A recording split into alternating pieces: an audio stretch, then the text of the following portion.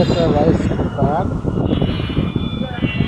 একটু এই নষ্ট হয়ে গেছে, একটু ইয়ে হয়ে গেছে, ওটা কোনো সমস্যা নাই।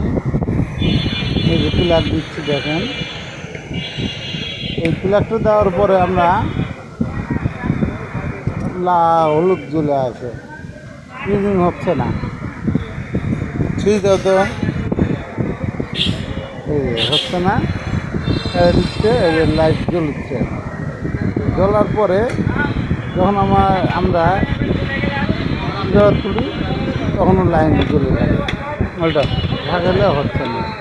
এটা ভিতরে যে আছে ওটাই উল্টাও নষ্ট হয়ে গেছে। খুলে দেখার পর ওপর জং ধরে গেছে, তো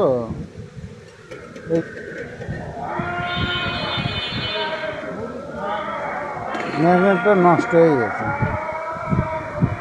চেঞ্জ করলে আবার এটা মরিচটা ভাঙে গেছে এবং আঠা ধরে গেছে, যেমন আছে তাও চলবে, কিন্তু ম্যাগনেটটা চেঞ্জ করা লাগে।